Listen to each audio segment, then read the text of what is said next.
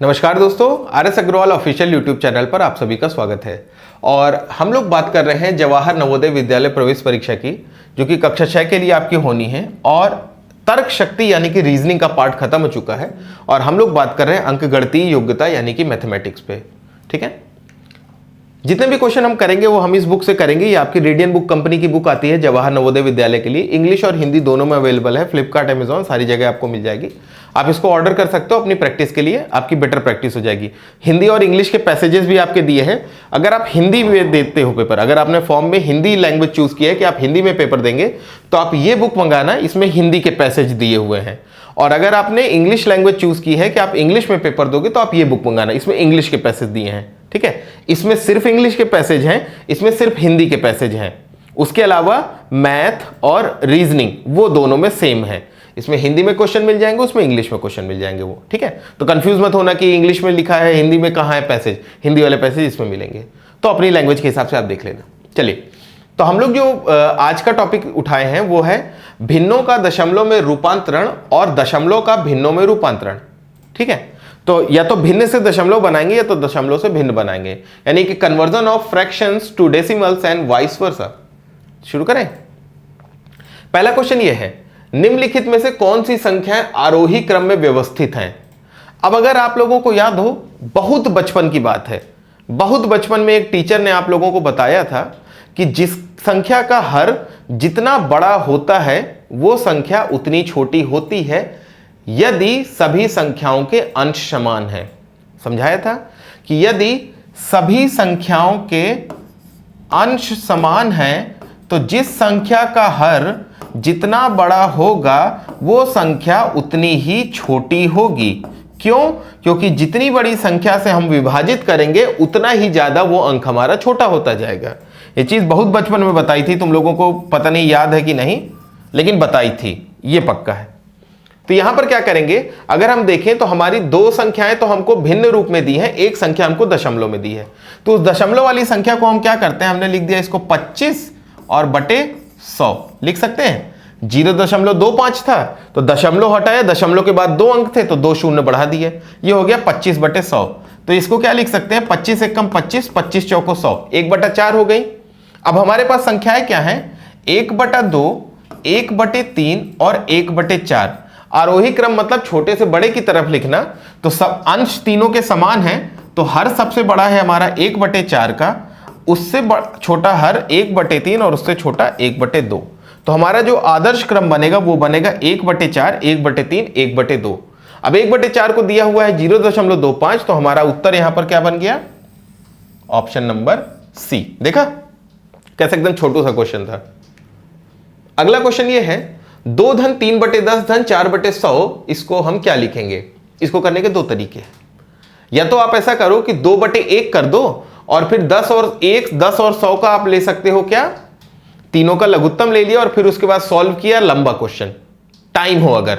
लेकिन टाइम कहां है, पेपर में तो बहुत सारे क्वेश्चन करने हैं। तो हम क्या करेंगे, सीधा सीधा इसको लिखेंगे 2 और 3/10 को हम क्या लिख सकते हैं, नीचे एक शून्य है तो ऊपर एक अंक बाद दशमलव लग गया, तो ये बन गया 0.3 धन, ये नीचे 2 शून्य है तो ऊपर 2 अंक बाद दशमलव लगेगा। तो भैया अंक तो हमारे पास एक ही है, तो हमको एक शून्य बीच में घुसाना पड़ेगा और इस तरीके से 0.04 बन गया। ठीक है, अब इनको जोड़ो तो क्या होगा, देखो ये आपका दूसरे अंक पे 4 है और यहां पर एक अंक बाद कोई संख्या नहीं है तो सीधा 4 आ गया। यहां पर शून्य है दशमलव के बाद, यहां 3 है तो ये आ गया 3, क्योंकि यहां तो कुछ था ही नहीं, दशमलव लग गया। यहां 2 है, ये शून्य है, ये शून्य है, तो जुड़ के आपका हो गया ये। तो 2.34 जो आपको दिया हुआ है ये आपका उत्तर हो गया एकदम ना।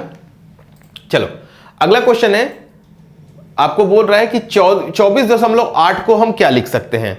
तो 24.8 को हम तो लिख सकते हैं तुरंत 248/10, ये हम लिख सकते हैं।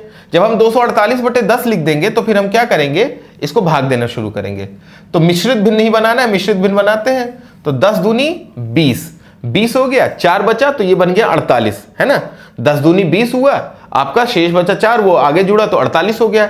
48 में किया तो 10 चौको 40 हो गया और यहां पर आ गया 8/10 बन गया।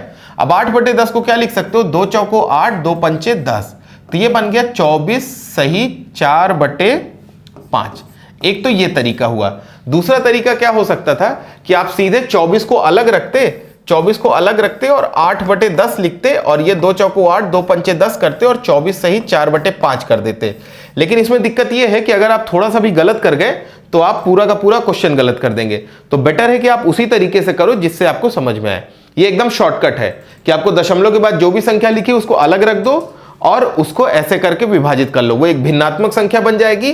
बाकी जो पूर्ण संख्या दी है उसको आगे लगा दो और मिश्रित भिन्न आपकी बन जाएगी। ठीक है, तो ये तरीका अगर आपको चाहिए तो आप यूज कर सकते हो, बट बेटर होगा कि ना यूज करो। ठीक है, ये उस समय के लिए है यदि समय कम है और उत्तर निकालना है। यहां बोल रहा 15 सही 17/40 को दशमलव में परिवर्तित कीजिए।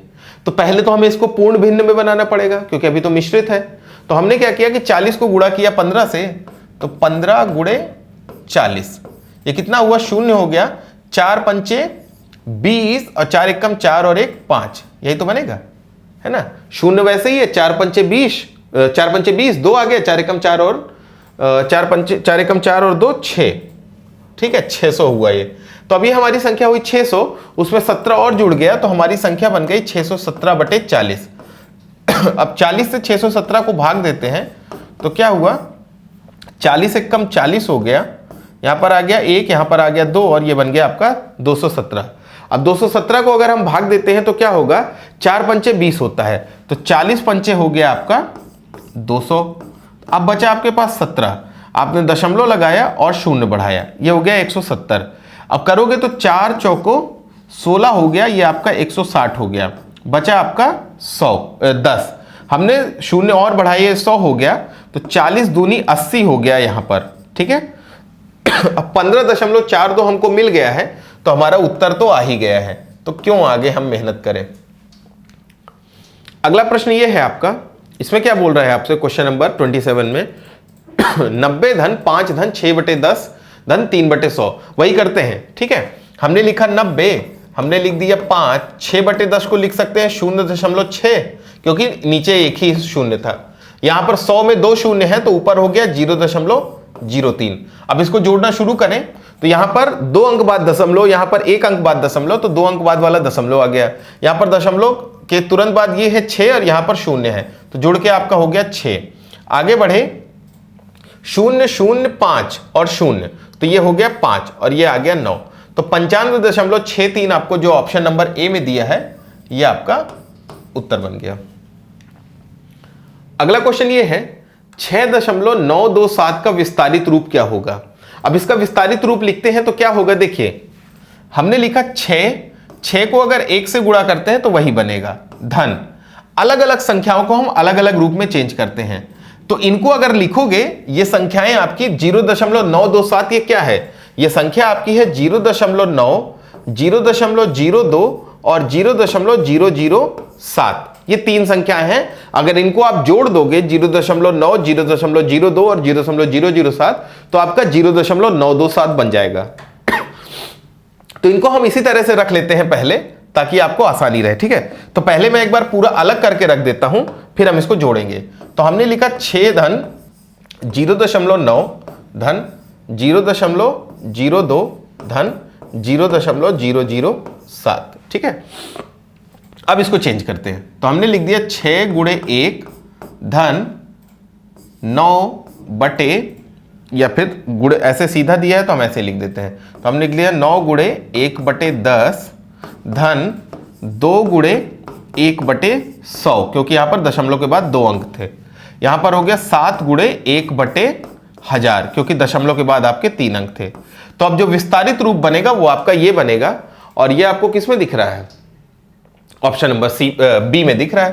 तो ऑप्शन नंबर बी हमारा जो है ये आंसर हो गया। ठीक है, चलिए सो गाइस ये था आपका वीडियो, हमारे जो दशमलव वाला था। एक्सरसाइज 7 है आपकी, ये 7 अभ्यास हम लोग कर चुके हैं। अगर आपको इसी तरह के और भी क्वेश्चंस को प्रैक्टिस करना है तो ये बुक आप मंगा लो फ्लिपकार्ट या अमेजॉन से, उससे पढ़ो। दूसरी इंपॉर्टेंट चीज जो आप लोग भूल जा रहे हो वो है इस चैनल को सब्सक्राइब करना।